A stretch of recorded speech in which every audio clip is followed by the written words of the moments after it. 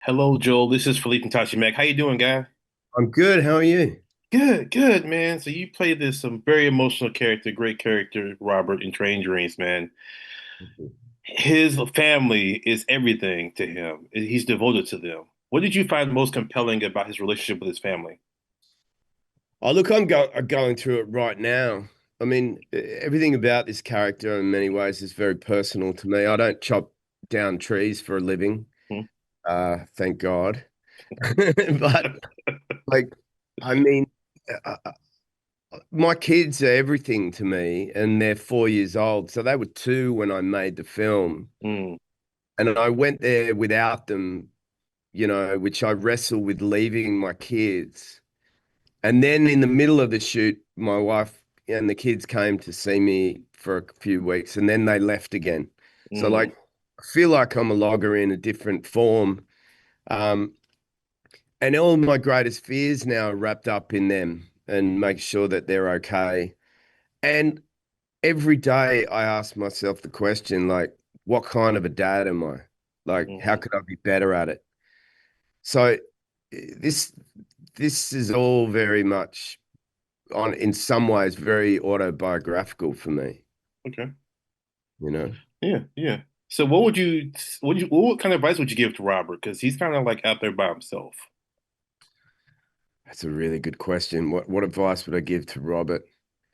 I I wouldn't tell someone who's very quiet and an observer that they need to talk too much.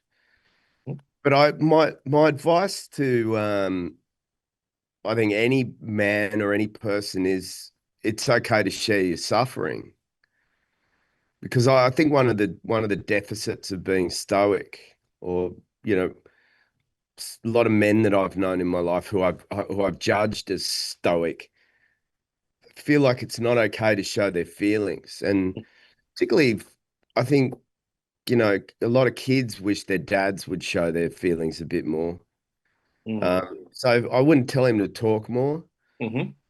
but I'd tell him to open up his feelings a bit more and not apologize for feeling things. After Robert shows his grief at some point in the film, the first thing he says is, "I'm sorry, I don't know what came over me." Hmm. I think a lot of men feel like it's not their place in the world to cry. And I think it's a shame. Yeah. Yeah. And speaking of which, I wanted to talk a little bit about the bridge scene where his colleague, the Asian workers, gets thrown over and he's kind of like wants to help and asking questions, but he's kind of hesitant. What kind of like internal conflict do you think is going on within him during that scene? Well, it's interesting. It's slightly different in the novella. Robert helps carry the worker further up the hill. Hmm. It's described as like a big kind of journey. And then sort of gets to a point, is helped, and then the worker's thrown off the bridge. And he sort of finds out that maybe the worker had done nothing. Mm, Like it was maybe just somebody made it up that he'd done something. For me, it's about, the complicity in life, the guilt in life of not, really interested at the moment actually in the world of going, all right, well, do you help? Are you a participant in bad things? mhm, Do you fight against it? mhm, And what does your silence mean as well? What does passivity mean?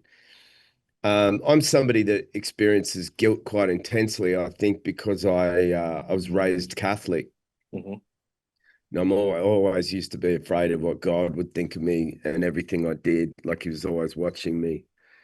Um, and I don't want to talk too much about religion, mhm, but it's interesting to think this idea of, are you a good person or a bad person? mhm, I think it's all case by case basis. Like you could do something right now that's good, and then tomorrow you could do something that's bad. And then what do you do next? Like this constant relationship with our place in the world of whether everything we do is good or bad.